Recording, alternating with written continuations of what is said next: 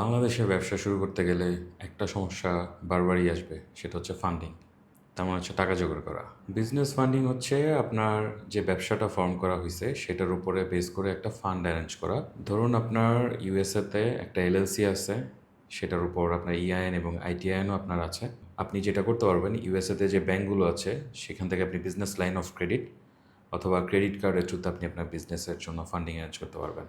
কারণ নিজের টাকা অথবা ধার কর্জ করে তো আর বিজনেস করা পসিবল হয় না, এটা অনেক রিস্কি। কিন্তু বিজনেস ফান্ডিং থাকলে আপনি আপনার বিজনেসের জন্য ব্যাংকের টাকা ইউজ করে বিজনেসটাকে গ্রো করতে পারতেছেন। বাংলাদেশের ব্যাংক থেকে যদি আপনি লোন অ্যাপ্লাই করেন, সেক্ষেত্রে আপনাকে জামানত, বিভিন্ন রকমের পেপার ওয়ার্ক এবং অনেক সময় দরকার হয়, এবং আপনি কনফার্ম বলতে পারবেন না যে শেষের দিকে যে আপনার অ্যাপ্লিকেশনটা রিজেক্ট হবে নাকি অ্যাকসেপ্টেড হবে। ওয়ারাজ আপনার যদি ইউএসএতে এলএলসি, ইআইএন এবং আইটিআইএন থাকে, আপনি ইজিলি উইদিন 6 to 12 months $50,000 থেকে $100,000 অ্যারেঞ্জ করতে পারবেন। শুধু তাই নয়, এই ফান্ডটা আপনি অ্যারেঞ্জ করতে পারবেন 0% ইন্টারেস্টে, কারণ ইউএসের যে ফান্ডিং যেটা থাকে ক্রেডিট কার্ডের থ্রুতে, সেটাতে একটা ফিচার থাকে 0% ইন্টারেস্ট উইথ ইন্ট্রো এপিআর। তার মানে ক্রেডিট কার্ড থেকে যেদিন থেকে আপনি অ্যাপ্লিকেশন করলেন, অ্যাপ্রুভ হলো, সেদিন থেকে 12 মাস থেকে 24 মাস পর্যন্ত ক্রেডিট কার্ডের ফিচার থেকে থাকে, যেখানে 0% ইন্টারেস্ট দিয়ে আপনি ক্রেডিট কার্ডটা কন্টিনিউ করতে পারবেন। দ্যাট মিনস মিনিমাম যে ব্যালেন্সটা সেইটা ক্যারি ফরওয়ার্ড করে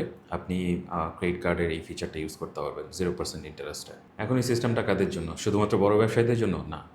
আপনি যদি ফ্রিল্যান্সার হয়ে থাকেন, কোনো এজেন্সি ওপেন করতে চাচ্ছেন অথবা এজেন্সি রান করতেছেন, কোনো স্টার্ট আপ ফাউন্ডার হয়ে থাকেন, সেক্ষেত্রে আপনি এই ইউএসের যে বিজনেস ফান্ডিং ফিচারটা সেটা খুব ইজিলি ইউজ করতে পারেন আপনার বিজনেসের জন্য। এখন এটার প্রসেসটা কি, এটার জন্য ডকুমেন্টেশন কী কী দরকার হয়? খুবই সিম্পল। আপনার একটা আইটিআইএন থাকতে হবে, ইউএসএতে এলএলসি এবং ইআইএন থাকতে হবে। এক্ষেত্রে আমি যে নেক্সট ভিডিওগুলোতে টিপস অ্যান্ড হ্যাকসগুলো শেয়ার করবো, সেটার থ্রুতে আপনাকে ক্রেডিট স্কোর বিল্ড করতে হবে।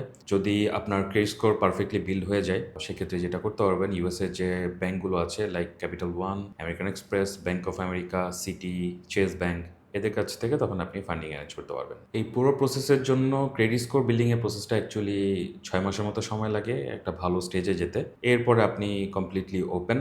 আপনি যতদিন আপনার ক্রেডিট স্কোর খুব ভালো মতো কন্টিনিউ করতে পারবেন, আপনার এলিজিবিলিটি তত বেশি থাকবে ব্যাঙ্কগুলো থেকে ক্রেডিট পাওয়ার। তো আশা করা যায় আপনি 12 মাসের মধ্যে $50,000 থেকে $100,000 একটা ফান্ডিং টপ টায়ার ব্যাঙ্কগুলো থেকে আপনি ইজিলি অ্যারেঞ্জ করতে পারবেন। মোট কথা হচ্ছে, আপনি যদি বাংলাদেশের যে ব্যাঙ্কগুলো সেখান থেকে যদি মনে করেন যে আপনার বিজনেসের জন্য আপনি ফান্ডিং অ্যারেঞ্জ করতে পারবেন না এবং অনেক সময় সাপেক্ষ হচ্ছে, অথবা বিভিন্ন রকমের সমস্যা যেগুলো আপনি ফেস করতেছেন যেটার জন্য আপনি ফান্ডিং পাচ্ছেন না, ইউএসের এই ক্রেডিট সিস্টেমটা, আমেরিকা থেকে এই ক্রেডিটের সিস্টেমটা আপনি ইজিলি আপনার বিজনেসের জন্য ফান্ডিং অ্যারেঞ্জমেন্টের হেল্প করতে পারেন। আমি আমার নেক্সট ভিডিওতে আরও ফার্দার ডিটেলস এক্সপ্লেন করব কিভাবে ক্রেডিট স্কোর বিল্ড করতে হয়, কিভাবে এই টপ টায়ার ব্যাঙ্কগুলোকে অ্যাপ্রোচ করতে হয়, আরও যত ডকুমেন্টেশন থেকে শুরু করে কোনটা করা দরকার কোনটা করা দরকার না, সব কিছু আমি শেয়ার করবো আমার নেক্সট ভিডিওগুলোতে। Thank you.